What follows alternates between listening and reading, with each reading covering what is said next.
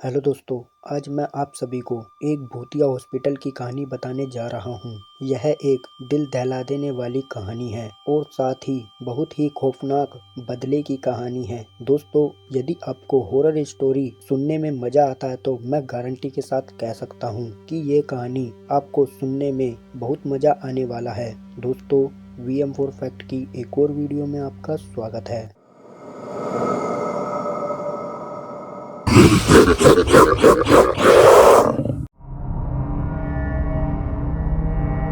दोस्तों, यह कहानी बिहार की एक बड़ी सिटी हॉस्पिटल में हुई एक खौफनाक घटना पर आधारित है। प्रियंका नाम की एक लड़की रहती थी जो बहुत ही प्यारी समझदार थी। वह मेडिकल की पढ़ाई कंप्लीट करने के बाद उसे एक सिटी हॉस्पिटल में जॉब मिल जाती है। वह पहली बार जॉब के लिए कार में अपनी मम्मी के साथ जा रही होती है। उसकी मम्मी बहुत घबराई हुई होती है। माँ को घबराया हुआ देख प्रियंका ने कहा, माँ, आप इतनी घबराई हुई क्यों हो? आपको तो आज खुश होना चाहिए क्योंकि आपकी बेटी आज पहली बार जॉब करने जा रही है। मम्मी बोली, ये बात सही है बेटा, जिस हॉस्पिटल में तू जॉब करने जा रही है वह सही नहीं है। तूने सुना है ना उसके तीसरे फ्लोर के बारे में? प्रियंका बोली, क्या मम्मी, आप भी ऐसा कुछ नहीं होता। फिर प्रियंका अपनी माँ की बातों को नजरअंदाज करते हुए हॉस्पिटल में चली जाती है। उसका पहला दिन बहुत अच्छे से कट रहा था। उसके साथ के लोग बहुत ही अच्छे थे। फिर प्रियंका ने अपने साथ के एक नर्स से तीसरे फ्लोर के बारे में पूछा। नर्स ने बताया कि आज से 7 साल पहले यहाँ एक औरत का ऑपरेशन किया गया था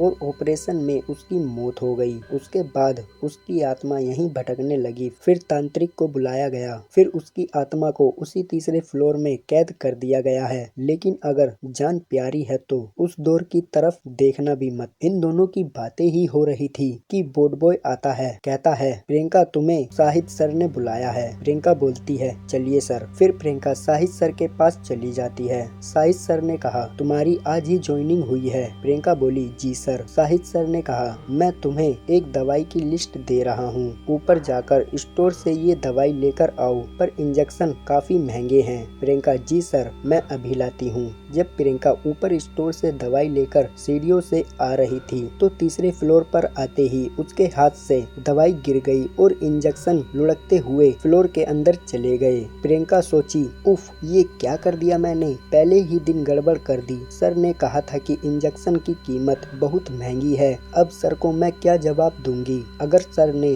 गुस्से में आकर जॉब से निकाल दिया तो? नहीं नहीं, मुझे जॉब से हाथ नहीं धोना, मुझे किसी भी हालत में ये इंजेक्शन को तो लेना ही होगा। यह सोचकर प्रियंका दरवाजा खोल देती है और अंदर जाकर इंजेक्शन उठाकर इकट्ठा करना शुरू कर देती है। तभी कड़कड़ाती आवाज के साथ अचानक दरवाजा बंद हो जाता है। फिर पूरे फ्लोर पर पूरी तरह अंधेरा छा जाता है। फिर प्रियंका हड़बड़ाते हुए स्विच ऑन कर देती है। फिर एक छोटा सा बल्ब जलाती है, वो भी झपकता हुआ, और तभी फ्लोर में किसी औरत की चीखने की आवाज जोर जोर से आने लगती है। प्रियंका बहुत डर जाती है। प्रियंका को कुछ समझ में ही नहीं आ रहा था कि उसके साथ क्या हो रहा है। फिर कुछ देर बाद फिर से चीखने की आवाज सुनाई देती है। फिर प्रियंका डरी डरी बोलती है, कौन है? देखो, मुझे जाने दो, मैं सिर्फ दवाई लेने आई थी। मैं दवाई लेके चली जाऊंगी। देखो, मैं जा रही हूँ, मुझे कुछ मत करना प्लीज। तभी प्रियंका जा रही थी, तभी अचानक से फ्लोर का लिफ्ट ऑफ हो जाता है और फिर उस लिफ्ट के अंदर घोर अंधेरा हो जाता है। प्रियंका रोने लगती है। फिर अचानक भूतनी का कटा फटा चेहरा और खून से लथपथ सामने आ जाता है। प्रियंका जोर जोर से चीखने लगती है। भूतनी बोली, बदला लेने में मदद चाहिए, क्या तुम मेरी मदद करोगी? प्रियंका डरी डरी बोली, मैं आपकी मदद नहीं कर सकती, और मैं क्या मदद कर सकती हूँ? भूतनी गुस्से से बोली, तुम्हें मेरी मदद करनी होगी। प्रियंका डरी हुई बोली, ठीक है, मैं आपकी मदद करूंगी, बताइए मुझे क्या करना है? भूतनी बोली, मैं एक बार यहाँ अपने बेटे का इलाज करवाने आई थी तो शाहिद ने कहा कि आपके बेटे का ऑपरेशन करना पड़ेगा। फिर वो ऑपरेशन थिएटर से बाहर आके कहता है कि ऑपरेशन में आपके बेटे की मृत्यु हो गई। लेकिन जब मैंने चुपके से डॉक्टर की बात सुनी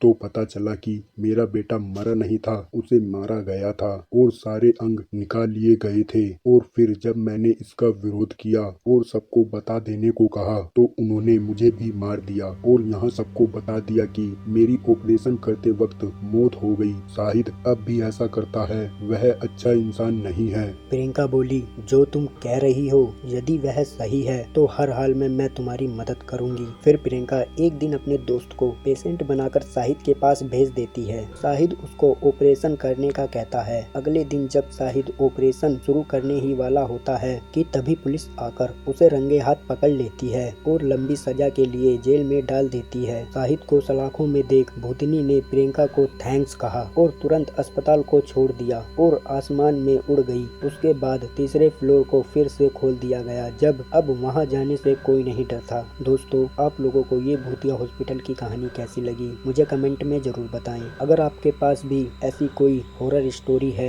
या फिर आपके साथ भी कोई ऐसी घटना हुई है तो हमारे इंस्टाग्राम पेज VM4 फैक्ट पर DM कर सकते हैं। दोस्तों, हम मिलते हैं आपसे अपनी अगली इंटरेस्टिंग वीडियो में। तब तक के लिए बाय बाय।